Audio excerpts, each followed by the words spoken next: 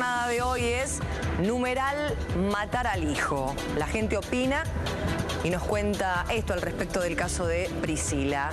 En la calle se ve cómo maltratan y golpean a sus hijos, pero nadie hace nada cuando denunciás. Es una vergüenza, nos cuenta Lucía. Ili Carines es el usuario de la mujer que opina lo siguiente. Es tremendo lo que ocurrió con Priscila. No hay perdón para gente así. Se enfrió el amor, ya no existe el cariño natural. José Francisco Cano dice, en la cárcel le van a dar su merecido a esta malnacida. Santi dice, ¿qué tanta ausencia de compasión hay que tener? No tenés sentimientos, es tu hijo. Esa es la pregunta, ¿no? Que no tiene respuesta. Karen García dice, háganle lo mismo, mátenla de a poco, que sufra. Adelina dice, no tiene perdón de Dios. Lo que habrá sufrido esa criatura, justicia por ella. En términos jurídicos, Ferrari, ¿qué le espera si es que se prueba lo que estamos contando? Me gustaría conocer los roles que puede establecer la justicia con respecto a la participación, fundamentalmente a mí me llama la atención el padrastro, porque semejante saña para hacer desaparecer el cuerpo me haría presumir de que no solo para enmascarar los golpes, pero me parece... Hay algo que no le cierra. Hay algo que no me cierra. Por ahí me gustaría más hablar de un menor expuesto tal vez a algún episodio de violencia sexual. Me gustaría más verlo por ese lado y hay que ver qué pruebas puede establecer la justicia con lo que queda del cuerpito. ¿Quién oculta a quién? Se pregunta usted. ¿Quién oculta a quién? Claro, si no cierra. Yo lo que no sé es si yo he tomado conocimiento de que la menor no tenía documentos, no estaba escolarizada. Estaba escolarizada. El padre me dice que estaba escolarizada, pero que estaban en trámite los documentos. No, la pregunta está bien. Usted dice, para que el padrastro se complique tanto, supongamos que es cierto el argumento de que la madre la mata y le pide ayuda al padrastro. ¿Usted cree que el padrastro, policía en disponibilidad por sí solo para salvar, en la creencia de él, a su pareja no participa, por salvarla? Me parece cuanto menos puedo inferir de que podría haber otro móvil. El móvil podría ser alguna situación. ¿Y si es al revés? ¿Si es ella la que está encubriendo a él? Por eso me parecía... Este es el juego que abre José Luis, me parece, el doctor Ferrari. Otra hipótesis puede ser que el padrastro la haya violado, la haya matado y después ella sale a decir lo que dijo, ¿no? La mamá. No tenemos estadísticas concretas ni muy fiables, pero por lo que uno puede inferir de los centros de atención es creciente y cada vez mayor el número de menores sometidos a abusos sexuales. Bueno, la autopsia en ese marco va a revelar algo. Va a revelar. Lo que pasa es que en este caso pasó lo que pasa en tantos otros, ¿no? Hubo una manifestación espontánea por parte, o por lo menos esta es la versión que yo tengo, de la mujer y después corroborada en parte por el padrastro, donde cuentan algo que el personal policial vuelca como testimonio, ¿no? El policía que estaba con ellos vuelca como testimonio haber escuchado dichos de la madre y del padrastro haciéndose cargo del crimen en esta línea. Ella le pegó, ella lo mató o ella la mató a Priscila y él se encargó del ocultamiento. Esto es un poco la línea argumental. Hay que ver qué dicen ante el fiscal, que es lo que vale. Están siendo indagados por esta hora por el fiscal Carlos Riera por el delito de homicidio. En el caso de la madre, calificado por el vínculo, es perpetua. En el caso de él... Ahora, la pregunta es técnica. Supongamos que... Hay encubrimiento. No, pero voy a otra figura. Supongamos que la paliza... A ver, estoy pensando en una figura de préter intencional, ¿no? Le dio una paliza, no la quiso matar, se fue a dormir la nena y se muere al día siguiente. ¿Hay forma clínica, médica, científica de probar que la muerte no fue por la paliza, sino a una derivación de la paliza y que pasaron tantas horas entre la paliza y la muerte? O sea, que no hubo intención de matar. Que no hubo intención de matar. Bueno, eso es trabajo de los médicos, determinar cuál fue el mecanismo que le produce la muerte a la menor, en donde se podrá determinar si la misma fallece a causa de la paliza sufrida. En el acto, o por asfixia. O por asfixia o por algún otro motivo. Y realmente quiero ver si en ese caso pasa del encubrimiento a la coautoría. Realmente pero él no es un coautor porque, a ver, ayúdanos con algo. A mi entender es un coautor, sí. Digo, supongamos que la nena estaba muerta cuando la madre le dice a su pareja, al padrastro, ayúdame a descartar el cuerpo, ¿sí? La actividad desplegada por el padrastro, ¿no es de coautoría? De coautoría, totalmente. Aparte... por más que esté muerta la nena, me refiero, por más que esté muerta, el hombre va a tener... Porque se supone, convive en el mismo espacio temporal, convive en la misma casa donde vive la menor, convive con la madre de la menor. Sí. a menos que tenga una prueba suficientemente contundente para poder desvirtuar la presunción de su presencia en el lugar, estaba en el lugar del crimen. Opina la gente en Twitter. Más mensajes que llegan con el hashtag numeral matar al hijo, y si no, el usuario del canal es @C5N. Esto dice la gente a través de la red social Twitter.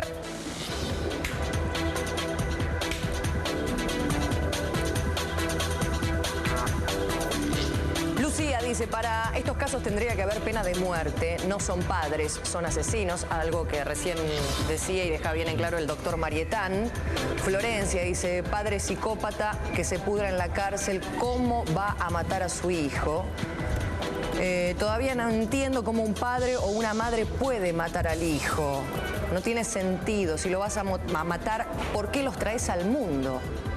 Esta es una buena pregunta para analizar. Roxana González dice, no puedo creer que la mente humana llegue a ese nivel de frialdad y crueldad para matar al hijo. Mucha pena por esa chiquita. Juan Sebastián Silvi dice, ojo por ojo, hay que matarla a palos y después quemarla. Bueno.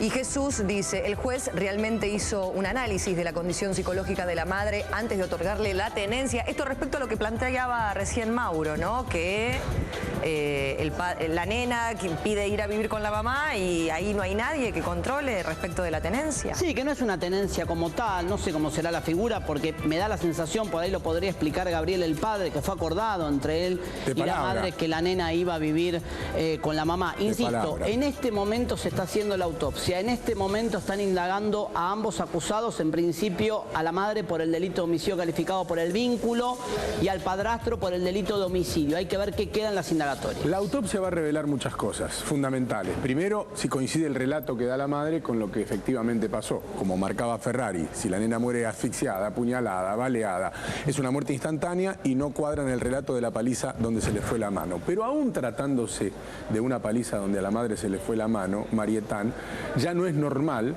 que una madre le pegue semejante paliza a una hija, aunque su intención final no sea la muerte, ¿no?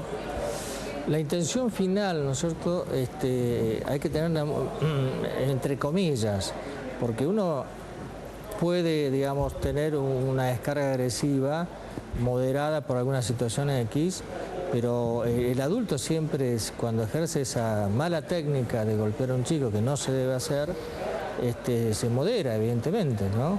Acá el nivel, la intensidad del golpe fue realmente fuera de control del límite mínimo de la agresión sobre el cuerpo, o sea, con intención de dañar gravemente al cuerpo.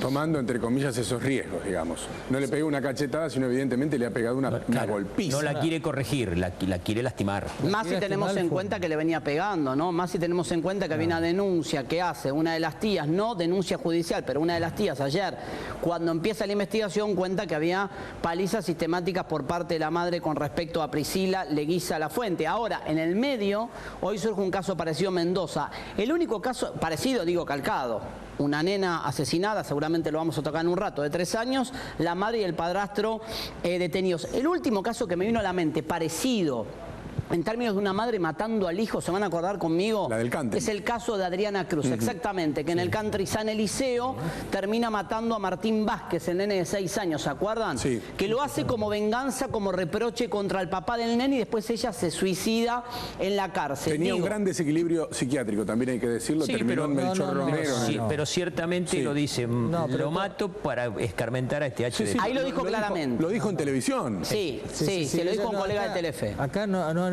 creo que hay que puntualizar que el desequilibrio no es tal en el sentido de que hay una intencionalidad de venganza hacia el padre. O sea, que sabe lo que está haciendo. Sabe lo que está haciendo y cómo hacerlo y por qué lo hace, ¿no? Y aparte la sistemática del crimen también indica que lo pensó, lo meditó. Así que es un caso claro de usar al chico como un mensaje hacia el padre. Pero ustedes no descartarían que acá pase lo mismo, Guille, no descartarían ustedes que no sabemos la historia, por eso estaría bueno, si nos está escuchando Gabriel, si se anima a conversar con nosotros, el padre biológico de la nena. Para quitarnos algunas dudas. Sí, aparte, ¿no? Porque no queremos meter la pata con datos que nos faltan, que solo él, hoy alguno me contó por teléfono.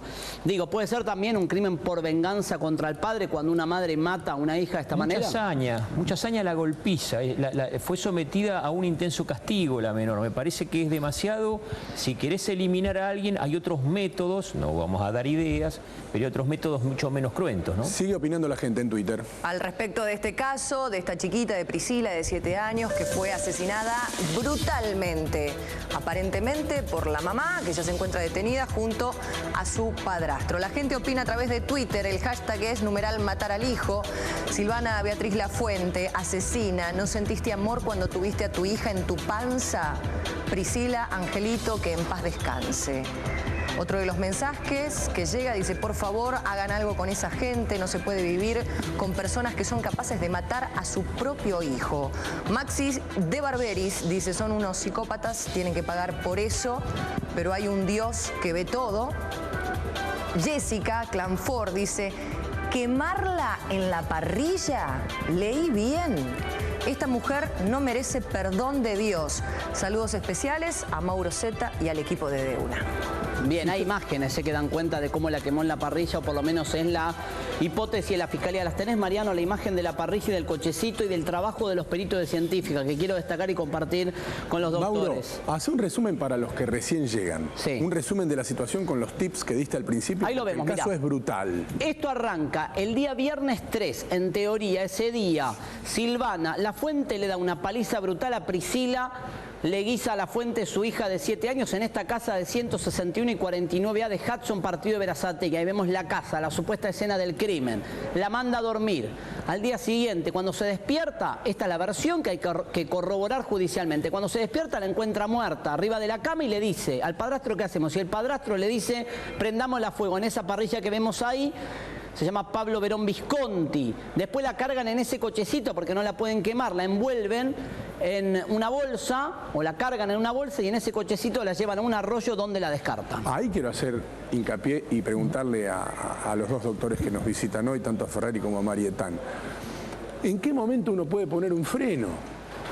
Cuando prendés un fuego y pones una nena de 7 años, que es tu hija, para deshacerte del cuerpo y no funciona encima, ¿en qué momento uno puede recapacitar si es que existe la posibilidad? Porque hay que enfrentarse a esa situación, sí, sí, pero de unas llamas que no terminan de quemar lo que vos querés quemar, que es tu hija, nada más y nada menos. Cuando ya se genera la acción de eliminar el cuerpo, es todo un mecanismo que sigue una secuencia detrás de otra.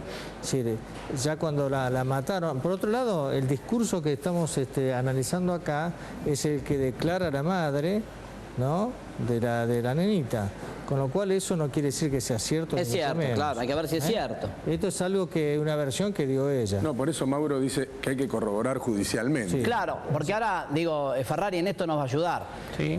Lo más probable es que se nieguen a declarar, salvo que tengan ahora un argumento para decir, no me di cuenta que la maté. ¿Cambian algo desde el punto de vista jurídico? Supongamos que la madre diga, le pegué, no la quise matar. Déjame decirte que para mí es estratégico. La autopsia va a revelar si efectivamente fue así. Sí, pero la autopsia me subo a tu teoría de intentar demostrar que fue un homicidio preterintencional. Hay una cuestión que no es menor, es la necesidad y la forma en la cual deciden descartar los restos de la menor. Entonces se caería, en mi opinión, la posibilidad de un preterintencional. Porque yo puedo decir, mire, yo le pegué una cachetada. Sí, pero ¿por qué no avisaste a la policía? Claro. Claro, se dio la cabeza contra la esquina de un mueble y se muere. Claro, esta circunstancia tiene que acreditarse clínicamente. La secuencia, discúlpame, sí, por favor. La secuencia posterior de lo que se dio con el tratamiento del cadáver descarta el concepto de preterintencional. Es macabro. Aparte, el preterintencional, si no me corrige Ferrari, es accionar un mecanismo con el cual no se piensa matar y que accidentalmente se mata, ¿sí? Acá no, acá hubo una feroz paliza y después todo un tratamiento del cuerpo que indican... Y lo posterior anularía lo anterior, y la manera en que quieren deshacerse del cuerpo. Si es un accidente, vos podés arrojar una piedra jugando y le pegás en la cabeza a alguien y lo mataste. Pero agrava la figura. Estoy pensando en una vieja figura que te dicen no es delito apuñalar un muerto, ¿no? Digo, ¿cambian algo la acusación? Si ellos se demuestra científicamente que, no sé si hay forma de probarlo, que no la quiso matar. El mecanismo de muerte lo va a arrojar el informe de autopsia. Bien, bueno, supongamos que se demuestra, vamos a la teoría, que se demuestra que fue un preterintencional. No la quise matar, le quise pegar y se murió. Bien, los actos posteriores, ¿agravan? Porque me acuerdo el famoso famoso caso de matás a una persona y después, ya con la víctima muerta, le pegás 100 puñaladas. No agrava la situación. No, pero evidentemente hay un marco previo que daría, al menos hay alguna referencia que es la que vos hiciste mención, que hay un familiar que habría ilustrado ya a los investigadores que era una madre violenta y que sometía a castigo a la nena, lo cual me hace inferir de que la mujer cuanto menos, si era habitué en el tema de corregirla a los golpes, quiso matarla. Hugo, y vamos a ver, que desde el punto de vista legal, ¿no es cierto?, pueden entrar todas estas consideraciones que están haciendo, pero desde el punto de vista psiquiátrico, el tratamiento del cuerpo que se da una vez muerta tiene una significación tremenda desde el punto de vista psicológico para tipificar a estos seres como psicópatas. La gente opina en Twitter. Así es, y lo hacen a través del hashtag numeral matar al hijo. Estos son los mensajes que están dejando ustedes de este crimen escalofriante que sucedió en Berazategui. Sole Scano dice, ¿cómo alguien puede hacer semejante cosa con un ser indefenso? Algo de nuestra sangre. Gonzalo de Castro dice, educación, educación, educación. Es la única solución.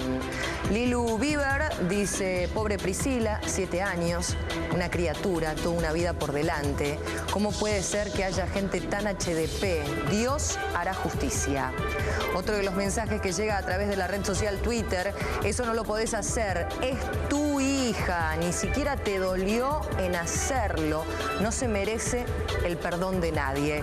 Pamela Serrano dice, quemarla en la parrilla no es comida, es tu hija enferma, qué crueldad, por Dios, son psicópatas, se merece lo mismo.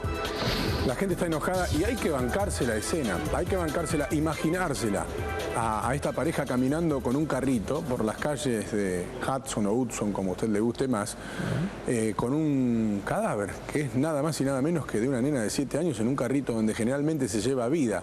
Y qué sorpresa se van a llevar a aquellos que los cruzaron por la calle, que en ese momento ni imaginaron de qué se trataba, cuando se enteraron del relato que la propia madre hizo. Y si ves el escenario, Mariano, tenés las imágenes de la escena del crimen donde se ve el cochecito, los juguetes, es impactante mirar lo que es una casa donde vivía una nena de 7 años. Lo que uno ve en ese terreno donde se ven juguetes tirados, un cochecito, se ve una casa de una nena, donde vive una nena. Esa escena del crimen que estamos viendo. Una hamaca. Digo, ahí la mataron, ese es el cochecito que de acuerdo con la justicia utilizaron para el traslado. Se ven los juguetes, es la casa de una nena, esto es lo que hace más cruel la historia. Por eso hablo de, hay que pasar el umbral de matar a un menor, pero más aún de matar a tu propio hijo. Cuando uno ve esas imágenes de cómo fue la secuencia criminal de acuerdo con la justicia, habrá que ver cómo se defienden los acusados ahora, impacta, llama la atención, sorprende, conmociona ver que todo se da en el ámbito donde vive una nena, 7 años. No hay casi antecedentes. A ver, yo me acordaba muchas muertes de chicos.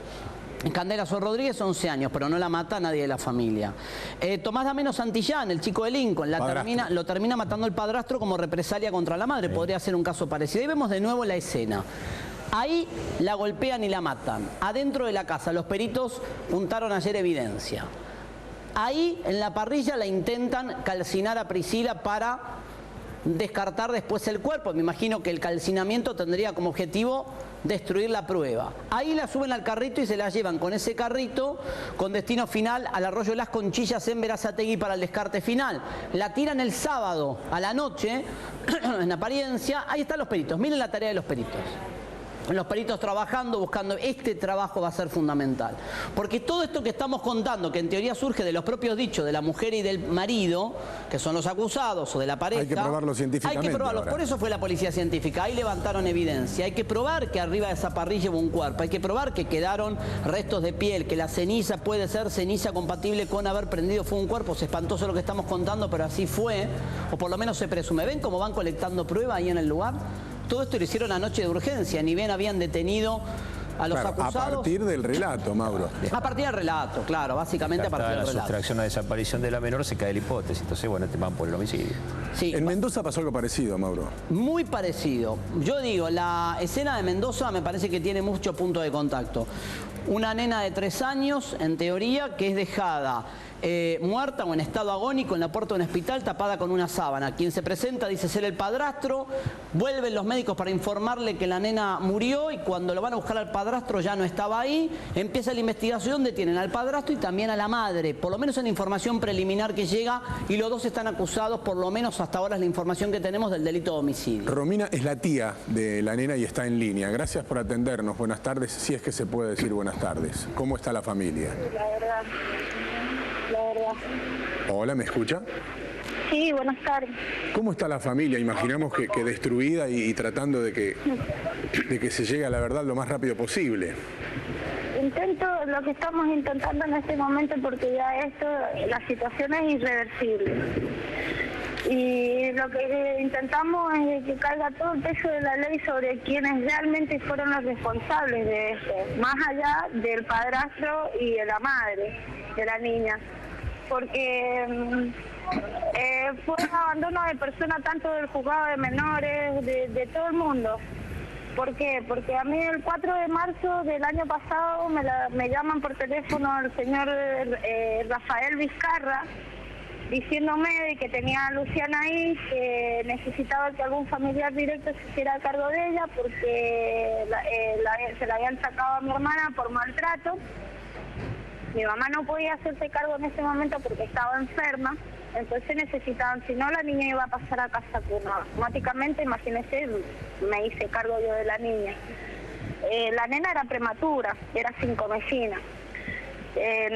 Por ende necesitaba muchísimos cuidados, los cuales yo no lo sabía, o sea, no tenía conciencia de tales cuidados tan graves, o sea, era muy delicada la nena y la agarró, empezó con todo, empezó a toser, la llevé al médico, me la mandaron a la casa otra vez con ibuprofeno y reposo y vapor, y resulta que a la semana la tuve que llevar porque estaba cada vez peor y era que tenía neumonía. Al ser prematura era propensa a todas esas afecciones pulmonares. ¿Cómo es que vuelve a la casa donde le pegaban? ¿Por qué circunstancias vuelve a la casa donde le pegaban? Cuando me dan el alta a mí con la nena, cuando me dan el alta con la nena, automáticamente le llamo a Rafael Vizcarra y le digo, ¿por qué? Porque yo me había quedado sin trabajo y no tenía los medios como para sustentar calefacción y las cosas como para tenerla a mi sobrina ahí. Entonces lo que pedí fue que al menos si me podían conseguir unas frazadas, un colchón, una cama o una estufa en todo caso para tenerla calefaccionada a la niña y que no se me volviera a enfermar, que no volviera a correr ningún peligro. El señor Vizcarra me dice que bueno, que al otro día me iba a llamar, que me iba a tener una solución. Al otro día me llama y lo que me dice es que prepare la niña con las cosas, que le prepare las cosas a la niña, que en media hora pasaban a buscarla. Esto fue a fines de junio, principios de julio, por ahí. Y resulta de que mi mamá estaba en el juzgado. A todo eso yo le llamo a mi mamá, le doy conocimiento que se la estaban llevando. ¿En ese momento vuelve con su mamá la nena? Claro, porque mi mamá estaba en el juzgado esperando para que a ver si le daban el reintegro a ella de la nena, que no se la entregaran a mi hermana, porque mi hermana estaba usurpando, no tenían luz, no tienen luz, no tienen agua, no tienen gas, no tienen nada, es deplorable el lugar a donde están viviendo. ¿Y cómo volvió ahí? En las que vivían. Entonces el juzgado, en vez de reintegrársela a mi mamá, por una cuestión de conciencia, de darse cuenta de dónde iba a estar mejor, en vez de dársela a mi mamá, se la dieron a mi hermana. A ver, hace 6 meses. Romina, no tenía dónde, no tenía cómo, ya le pegaba. Es como la crónica de una muerte anunciada, lamentablemente, lo que le pasó a tu sobrina. O sea, que esto no ha sido un accidente ni un caso aislado, esto es algo que se pudo evitar y no lo evitaron. Gracias, Romina, por habernos atendido. Te mandamos un abrazo grande para vos y tu familia. ¿Cómo? No, te estaba saludando, decime lo que ibas a decir. Ahora el 31 me entero por el jefe de la policía, el señor Caleri, esta mañana en el noticiero, porque encima me entero por los noticieros yo de lo que había pasado con mi sobrina.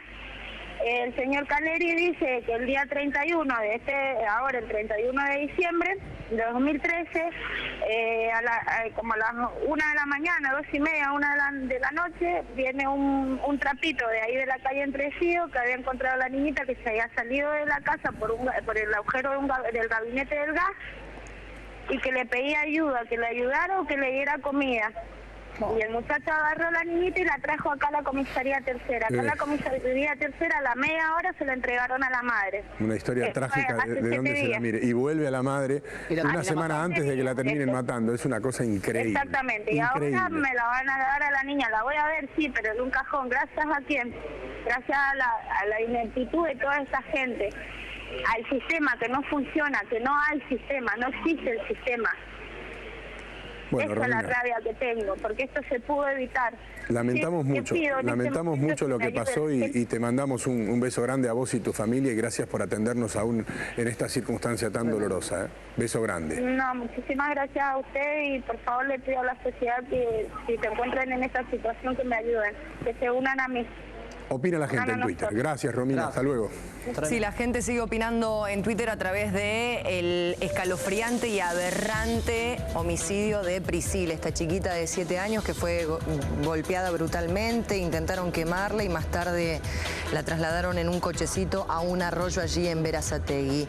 Melina Nair dice, esas personas no tienen perdón de Dios, ¿cómo pueden hacer eso con una nena? Nao Velázquez, a esas personas hay que hacerlas sufrir, colgarlas, quemarlas y cortarlas de a pedacitos. Y eso es poco todavía. Joel Aymazo dice, es increíble, no tienen cabeza, son unas mierdas. Disculpen la palabra, pero no hay adjetivo calificativo. Larita López dice, mátenla y tírenla al río. Como sociedad, eso y mucho más se merece esta mamá. Como sociedad debemos evolucionar y no pensar en una lapidación pública, ¿no? Ya debate la pena de muerte. Sí. La gente está como muy... Está enojada, está indignada. Está indignada por una cosa así y por una situación que se va a entender fácilmente. Las personas comunes razonan por empatía. Yo, en lugar de esa madre, cuidaría a mi hija. Y acá se encuentra con que yo, en lugar de esa madre, y no encuentra el cuidar a la hija, entonces le parece una mente totalmente rara. De hecho, lo es. Por eso es que reacciona con tanta indignación, ¿no? Ellos, la mayoría de los que están escuchando acá, jamás harían el 0,005% de una cosa semejante. No, de hecho es un caso excepcional, ¿no? Exacto. Por eso estamos hablando de eso. Entonces, pues, de ahí viene ese desnivel, ¿no? Y de ahí esa reacción exagerada de la gente, bueno, hagámosle lo mismo, cosa que es imposible, por supuesto, ¿no? Es más que una expresión que otra cosa, ¿no? Hay mecanismos de detección temprana de este tipo de situaciones de violencia doméstica, que esto se da en los gabinetes del colegio, los maestros observan la conducta de los chicos. La historia que escuchábamos recién es increíble.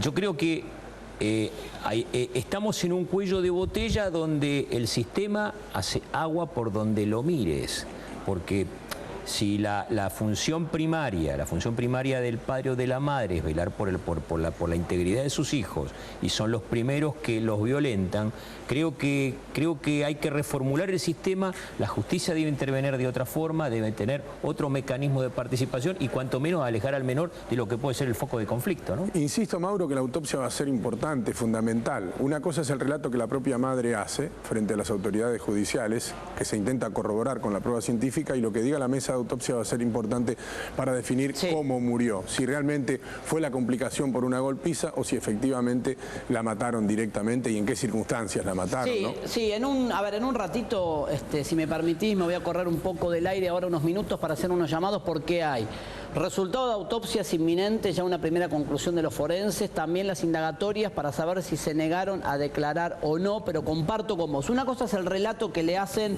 a los policías que después lo documentan como testigos, diciendo le escuchábamos decir a la señora tanto y al señor tanto. Ahora, lo que vale es la indagatoria. En la indagatoria yo estimo se van a negar a declarar, tal vez me equivoque, o vayan con la estrategia de victimizarse. Y aparece un abogado pícaro y lo hace. Un abogado pícaro, por ejemplo, ¿qué les puede armar un abogado pícaro? ¿Qué les puede hacer decir? Cuanto menos guardar silencio por el momento hasta que se puedan producir las pruebas periciales. A ver qué se puede probar y qué no se puede probar. No se puede probar, exactamente. Porque el otro no va a tener valor, ¿no? Los dichos de ellos en sede prevencional no. No el tiene tema ningún es que tampoco creo que haya muchos abogados dispuestos a defenderlos, ¿no? De esta circunstancia. Ay, Guille, ay. Sí, mirá, hay un largo, cuando la cuestión toma efervescencia pública, pero sobre todo cuando la causa toma semejante grado de conmoción pública como tomaba la de esta chiquita. Creo que nos falta siempre el aventurero que no va a faltar que va a decir que la nena se murió sola, no producto de un golpe. Hemos escuchado muchas de esas cosas en Hemos escuchado en otro caso, digo, de mayor resonancia como Ángeles, hemos escuchado por parte de un perito que por suerte ha renunciado que la nena se lastimó sola haciendo gimnasia. O sea que a mí no... Cuando no había tenido gimnasia. No, además, digo, a mí no me resulta extraño que empiecen a tirar hipótesis delirantes. Lo concreto es que Priscila está asesinada, lo concreto es que está con la mitad del cuerpo calcinado, lo concreto es que el argumento que dio la madre y el padrastro era inverosímil desde el arranque. No suena creíble que te roben a tu nena de tu casa y vos no te des cuenta, y además que hagas la denuncia 38 horas después. Eso no cierra por ningún lado. Y además no cierra tampoco por qué no se acerca a la comisaría y dice hace una hora que falta de casa. ¿Por qué igual dice que hace 38 horas que se fue de la casa? Es una cosa que no me entra en la cabeza. Me parece medio raro. No me entra en la cabeza. Nada, absolutamente nada de todo esto. Por eso digo, habrá que ver entonces cómo sigue la historia desde el punto de vista pericial. Me parece que ahí va a estar la discusión de fondo planteada en términos de cómo murió, cuándo murió y si las piñas o las trompadas que le dieron fueron la causal de la muerte. Ahora, que hay un escenario ya planteado donde hay una tía que dice le pegaban paliza, la denuncia falsa que está planteada por lo menos para los investigadores. Bueno, para mí el paso de las horas podría dar un indicio de que pudo tratarse también de una agonía, digamos, de alguien que no se sabía si iba a morir o vivir, y por eso ese tiempo que tarda en tomar la decisión. Pero bueno, eso lo va a probar la autopsia, ¿no? Recordemos siempre a los que están mirando, que es mucha gente, que no hay protocolo alguno que indique que desaparece un chico y hay que ir a hacer la denuncia. Pero ¿cómo vas a esperar 38 horas? No hay que esperar si falta nada. de tu casa una nena de 7 años. Exacto. Es obvio que vas a esperar 15 minutos, 10 minutos. Desapareció, hacer la denuncia. Pero obviamente, sigue opinando la gente en Twitter. A menos que seas culpable. Claro. Sí, claro. Al respecto de esta pregunta, ¿no? De cómo un padre, en este caso aparente la madre, junto con el padrastro, asesinan a una criatura de 7 años de esta manera tan brutal, ¿no? Como es el caso de Priscila allí en Berazategui. Mía Beb dice, no tienen perdón de Dios. ¿En qué mundo vivimos? Julieta, siempre seguimos hundidos en el vacío legal. No hay ni estudios de quienes otorgan la patria potestad. ¿Por qué? Paulis dice, ¿acaso opinar tiene sentido? Opinar opina cualquiera y ya es tarde. Que hagan, que aprueben la pena de muerte urgente. Un debate que se abrió a raíz de esta pregunta. Yo estoy chequeando los mensajes, tenemos un montón de mensajes que están llegando a través de Twitter, algunos son los que posteamos al aire, pero varios coinciden en esto, ¿no? En aplicar la pena de muerte. Lo difícil es comprender, más allá de la investigación judicial, que es otro camino, otro marco. Lo complejo para nosotros como sociedad es comprender, Marieta, lo que no se puede comprender. Claro, esto justamente... Sí se puede llegar a una conclusión, pero no se puede comprender. Uno puede hacer una descripción del caso, pero no comprenderlo, porque para comprenderlo uno tiene que entender la mente de estos psicópatas que han podido accionar de esta manera con una nena de 7 años, ¿sí? Sin duda que es una lógica que tiene el psicópata totalmente distinta a la nuestra y también tiene sentimientos distintos, no es lo mismo como sienten ellos que como sienten nosotros. Pero en esta lógica que dice doctor que tienen y estos sentimientos distantes y diferentes de los nuestros, ¿se puede llegar a comprender el hecho aberrante que cometieron? La persona común jamás puede llegar a comprender esos niveles de lógica aberrantes que tiene el psicópata. Pero tiene lógica al fin, ¿no? Tiene una lógica, para el loco, por supuesto. Sí. Para el psicópata sí, tiene su lógica y tiene su razón. La maté por tal cosa. Para él. Y para esa razón es tan valiosa como cualquier otra razón. Pero y nosotros, no usted tiene dice nada que ver... es imposible que lleguemos en algún momento a comprender esa lógica que ellos tienen. De ahí la indignación de la gente, porque trata de comprender y no llega.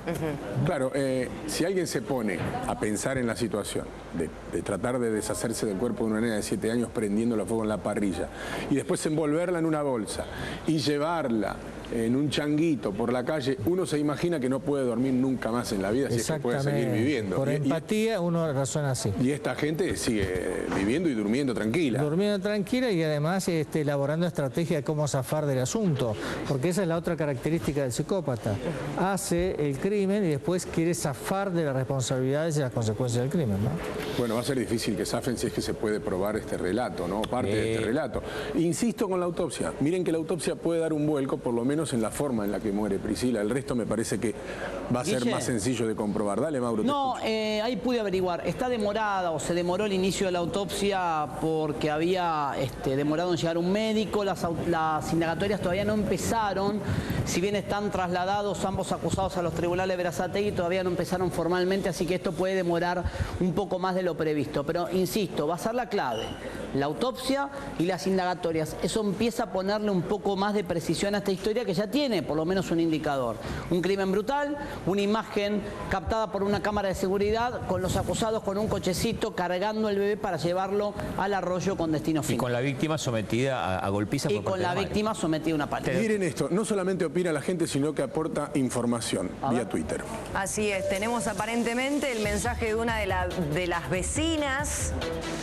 Más temprano yo había leído algún otro mensaje que decía, ¿cómo es posible que los vecinos, si las palizas eran habituales, no escucharan nada y no hayan hecho la denuncia? Melina Medrano dice, tantas mujeres que no pueden tener un hijo y esta bestia la mató y la cocinó en la parrilla, no tiene perdón. Barbie de los Santos dice, no se puede opinar, la nena ya está muerta. Ahí viene, mira. A pena de muerte directamente. Ama García dice, vivo a la vuelta. Este es el mensaje de la vecina. Todavía no lo puedo creer. Siempre que pasaba por ahí, escuchaba cómo la madre le gritaba a su hija. Ahí tenés. Terrible. El cuadro preexistente. Terrible. Claro. Lo impresionante de esto es que uno dice ahora con el diario del lunes pudo haberse evitado, pero estas situaciones lamentablemente en todos los barrios se dan, de personas que no son iguales, que tratan mal a sus hijos, que gritan, que públicamente le tiran de la oreja o le tiran del pelo y uno nunca se puede imaginar que esto va a terminar así. ¿Quién se puede imaginar una cosa así? Igual la vida es un infierno para ese chico. Pero nadie se puede imaginar una cosa tremenda así, no. No, y la verdad, a ver, los vecinos, muchas veces también convengamos, esta mujer que escuchó los gritos no los asociás con una actividad criminal. No. Yo he conocido un montón de situaciones que terminaron en homicidio, donde mucha gente recién al día siguiente o cuando llegan los medios dice, sí, yo había escuchado que le pegaba una paliza, en el momento no se mete nadie. Nadie se mete si escucha gritos y una paliza. No te das cuenta. Después atás cabos, Mauro. Después. Es lo que decíamos recién del changuito. Capaz que ahora muchas personas van a decir, si yo los vi ese día caminando por la calle con el changuito, ¿qué te ibas a imaginar en ese momento que te cruzás con un changuito que está llevando una nena muerta de 7 años calcinada? Bueno, pero hay un documento visual que no deja dudas. Esperemos. A ver, el documento visual, repito, hay un video que registra el paso de la pareja que está bajo sospecha con el cochecito cargado con un bulto envuelto en una bolsa. Esto es por lo menos un indicador que al momento de la indagatoria yo te voy a decir, ¿y qué hacías en la estación de servicio tal a tal hora con un cochecito con un bulto? No me podés negar tu presencia en el lugar. Lo que siempre dice Ferrari, indicio de mendacidad, indicio de oportunidad, vivías adentro de la casa, la nena no fue robada de la casa, la denuncia la hiciste tarde, empezás a sumar elementos, por más que la autopsia después te diga que los golpes no fueron determinantes, cuando sumás esos elementos te da un resultado posible. Vivías ahí, vivías con ellos, la tía dice que le pegabas. Te vieron con el changuito, el cochecito, el video te documenta con el cochecito, hiciste la denuncia 38 horas después, bueno. Mauro, vos que hablaste con el papá, ¿sabía él si le pegaba o la maltrataba? El papá está muy asustado, no sé si asustado, el papá me pidió no hablar públicamente, que no quiere hasta que la fiscalía cierre el caso, fue lo que me dijo textualmente, simplemente hablamos un rato y me contó situaciones que vivió en cuanto a que la nena sí estaba escolarizada, en cuanto a que estaban en trámite los documentos, que no era una nena desprotegida en términos de asistencia por parte del padre. Ahora, me dice que recién en octubre fue cuando hicieron el corte y la llevaron directamente a vivir con la madre. El motivo no lo sé. ¿Por qué ahí se pusieron de acuerdo las partes y termina viviendo con la madre? No lo sé. Y el padre, evidentemente, no creo que si el padre supiera que la nena era sometida a una paliza, se la entregara a la madre así, sin ningún tipo de temperamento o por lo menos de protección, ¿no? O de restricción. Esto es lo que me dijo, no me dijo mucho más que esto porque no quiere hablar. Así que bueno, nada, vamos a esperar y respetar los tiempos de Gabriel, que esperemos que en breve pueda hablar con nosotros porque sería importante escuchar el testimonio del padre biológico. De hecho, las tías y el padre biológico son los que mandaron aquí un correo electrónico horas antes del hallazgo del cuerpo pidiendo ayuda. ¿Ustedes sabían este detalle? No, contalo. Nos mandaron un correo electrónico pidiendo ayuda y colaboración para empezar a difundir el caso porque no aparecía la nena. Ah, eso sí, la búsqueda sí, pensé que habían aportado algún dato. La búsqueda, sí, y entonces, ayer claro, cuando nos fuimos de este programa estaba la foto de la nena porque la había mandado a la que es la nena familia. Que aparece con un guardapolvo blanco, con la escarapela. Es la única foto en colores que hay de Priscila Leguiza Lafuente. Nada, el padre estaba muy molesto y muy dolido, más que molesto, muy triste, hablando lo poco que pudo contarme de cómo era la situación. Vamos a esperar y a respetar su dolor y esperemos que en breve hable con nosotros. Seguimos viendo qué opina la gente. Dale, el Twitter para ver y leer, ¿no?, la palabra de la gente, de ustedes que están opinando desde casa con el numeral matar al hijo. Ese es el hashtag, el usuario del canal @C5N.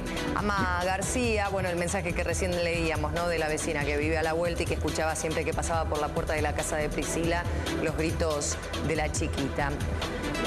Leonardo González, a la nena fallecida deberían aplicarle la ley vulneración de sus derechos. Le vulneraron el derecho a la vida, ley 13.298.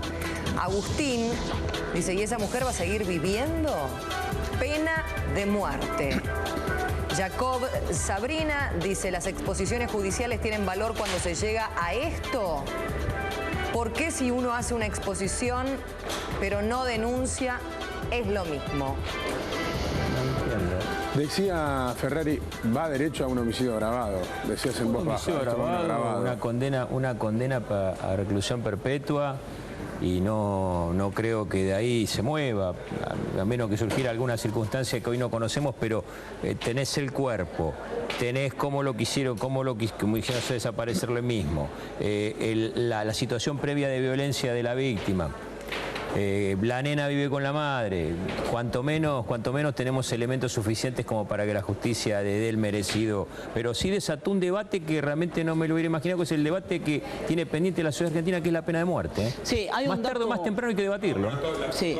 No estoy a favor, Abrile a Gastón. No estoy a favor. Por lo menos acá creo que nadie está. Abrile a Gastón. Yo creo que todos los que dicen pena de muerte no la pensaron. Creen que hay que hacerle el enojo. Y claro. En el enojo dicen pena de muerte. Pero no en la lógica. Nadie en la Argentina con cierta capacidad de raciocinio puede creer que es posible acá la pena de muerte. En el mundo es un debate permanente la aplicación de la pena de muerte. Te digo que no... En retroceso también, no nos vamos a meter en retroceso esto. Es contradictoria. Y creciente, hay demandas crecientes. A alguien que le quita la vida a otro, vos lo querés castigar con lo que te parece que él hizo mal. O sea, que vos lo hagas no está mal, que él lo haya hecho está mal.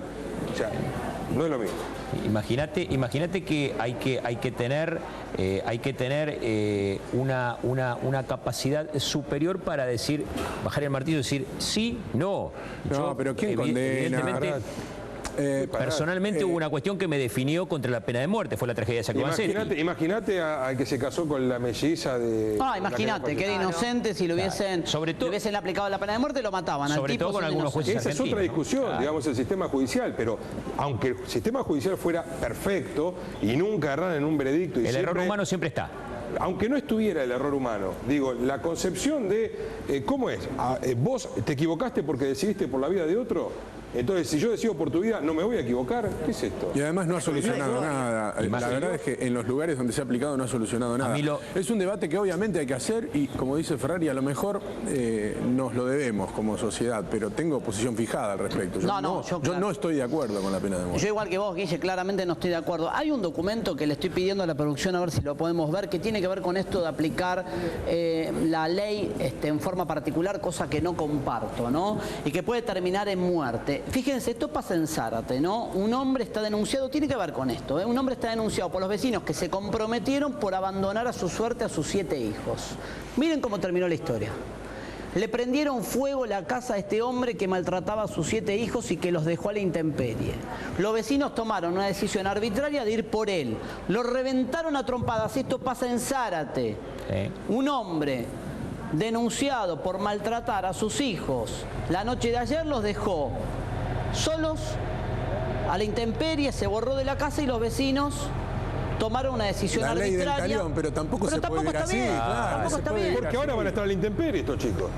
Además, el padre ahora queda internado, golpeado, pero yo lo que estoy cuestionando es la decisión individual de ir y decir, bueno, le prendo fuego a la casa a un tipo por mi cuenta, o los vecinos se agrupan para prenderle fuego. Eso es volver a los orígenes, Mauro, bueno, que es hacia donde no debemos ir, tenemos que ir hacia adelante, no hacia atrás. Por eso, para ir para adelante tenemos que ver los mecanismos de selección de los jueces, tener una policía eficiente, con recursos, que se ocupe, que esté, prevenir las situaciones de conflicto, las situaciones de violencia. Cuando vos decís, va una mujer y dice, mire, mi marido me pega, listo, vuelvo a su casa porque no tiene dónde mandarla. Creo que se avanzó muchísimo, pero tenemos que avanzar mucho más. Igual donde hay psicópatas hay asesinos, y en las sociedades más civilizadas han ocurrido crímenes horrendos porque eso no se puede controlar. Cuando alguien tiene la decisión de matar porque le sale del alma, porque es distinto al resto de la sociedad, lo hace sea cual fueren los controles. ¿Me equivoco, Marietán? En absoluto, es así, tal cual. Ahora, fíjate el caso que decíamos recién, Guille de Mendoza. Una hermana de la mujer acusada de matar a su hija de 3 años diciendo falló la justicia. Se la entregaron sistemáticamente sabiendo que le iba a matar y la terminó matando. O sea, la propia tía. Para mí lo desgarrador el testimonio, si bien era, digo, confuso, muy amplio, muy trabado para los tiempos televisivos, lo que estaba diciendo esa mujer era, la justicia falló, porque varias veces le dijimos, estamos hablando del caso de le dieron Mendoza, la nena a la asesina. Le dieron la nena a la asesina. Este es el tema también. Entonces, la justicia en general, no me gusta, no conozco el caso puntual, digo, ¿hay una preparación en la justicia para darse cuenta que cuando se denuncia maltrato infantil hay que actuar de inmediato, separar a ese padre, apartar a esa madre? Si no termina como en el caso de Zárate, mirá cómo le prendieron la casa, cómo le prendieron fuego a la casa de este tipo en Zárate. Para eso también uno tiene que pensar si ante cada caso tiene que actuar el Estado, cosa que debería hacer, también dónde van, quién los atiende, no, está bien, cómo se soluciona el problema. Es complejo, extremadamente complejo. La gente pretende, también hay una cuestión que no es menor, la gente pretende que la justicia o un tercero resuelva lo que no pueden resolver y deben resolver ellos. Porque si vos te estás en pareja con alguien y tenés un hijo, tenés que hacerte cargo de lo que haces y resolver los problemas que pero ahí sí debiera haber un Estado presente que contemple la incapacidad de muchas personas, algunas adultas, de ser padre, de tener hijos, la capacidad operativa del Estado fue desbordada. De reponerse de un dolor, de un traspié, digamos. Ahí es donde el Estado tiene que velar por la sociedad. Para algo es Estado. Y vela a través de los canales habituales, que la justicia. Tiene que ocuparse de que no le quemen la casa a los 7 chicos, no al padre. Claro, pero mirá cómo terminó la historia de Zárate. ¿Podemos ver el video, Mariano? Por eso digo, pero le prendieron fuego ahí el Estado lo que tiene que velar es que no le quemen la casa a los pibes, no al padre. Ah, bueno. Ahora le quemaron la casa al padre. Y los pibes ahora sí o sí ¿y a dónde van a dormir a la intemperie? Claro. Pero digo... ¿Y cuánto tiempo lo van a acompañar a los chicos para que no padezcan la ausencia del padre, porque preferiría a su padre? Mira, gracias, Mariano. Mira cómo y de la casa. Acá hay un hombre denunciado por los vecinos, no sé si en términos judiciales. Los vecinos dijeron, este tipo maltrata a sus 7 hijos, lo deja a la intemperie, los echó de la casa y los tiró en la calle. Fueron los vecinos podridos y le prendieron fuego. No está bien. No se debe llegar a esta situación. Y terminó golpeado y no lo mataron, porque si hoy estamos contando un caso de la mal llamada justicia por mano propia, y hoy estamos contando un homicidio de vecinos que harto de que un tipo le pega o le maltrata a sus hijos, lo terminaron matando por mano propia. Cuando la justicia para esas situaciones tiene remedio. Bueno, pero hay que denunciar también. Hay gente que no se anima a denunciar. Y los testigos, fíjate que acá hubo una persona que tuiteó y dijo, yo vivo a la vuelta y escuchaba los gritos de la madre para la nena. Siempre que uno escuche una situación de violencia, vaya y denuncie. La participación de la gente hace que los crímenes se esclarezcan. Uno trata de comprender, vuelvo al principio, trata de comprender. Está sentado el doctor Marietán acá. Su trabajo es entrevistar, entre otras cosas, a este tipo de personajes, ¿no? Muchas veces los ha tenido frente a sí, como en una película, ¿no? ¿Cómo son? ¿Cómo son? ¿Qué te dicen? ¿Cómo te miran? ¿Te cuentan lo que hicieron? Sí, miran tranquilamente, con mucho relax, y dicen la mentira que se les ocurre en ese momento. Por ejemplo, son mentirosos natos y con mucha capacidad de mentir y convencimiento. Pero no se hacen cargo nunca, Marietán, padre que... No, nada. De ninguna manera. Siempre le echan la culpa a la víctima que los impulsó a hacer lo que hizo. ¿Ah, sí? Claro, ellos nunca tienen la culpa de nada, ¿sí? Eso se llama técnicamente defensa aloplástica, es decir, colocar el motivo de la agresión que él ejerce sobre los demás en el otro, como que la víctima, ¿no es cierto?, los impele a matarlo. Barreda. Como decía en Los Españoles, decía ese grupo de españoles que salieron a ver a quién encontraban para matar. Y buscar, estaba una persona esperando el colectivo y tenía esa cara que dice, venía a matarme. Y fuimos y lo matamos. O sea, le pone la culpa al muerto. Digamos. Después la culpa es del muerto que los impeló a eso, ¿no?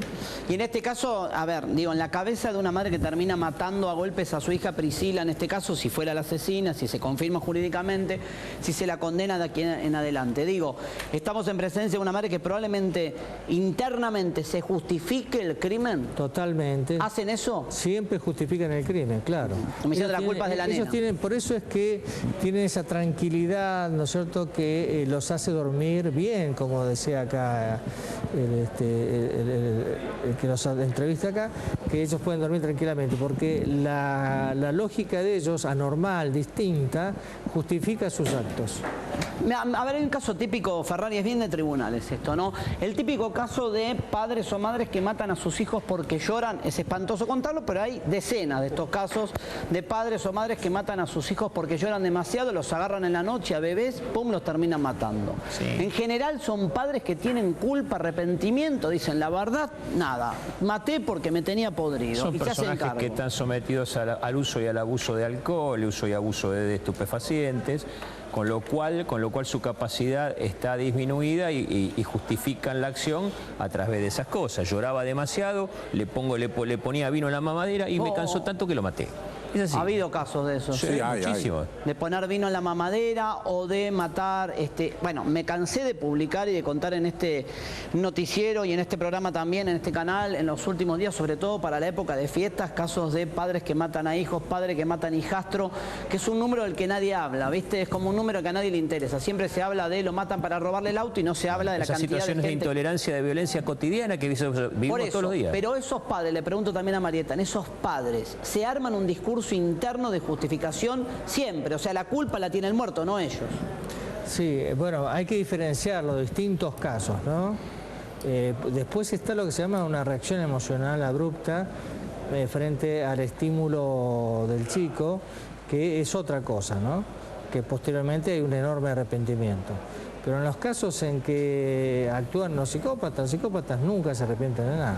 Yo digo, insisto con esto, no sé si ustedes comparten, Guille, Mariela, doctores, hay que matar a un nene, pero además hay que matar a tu propio hijo.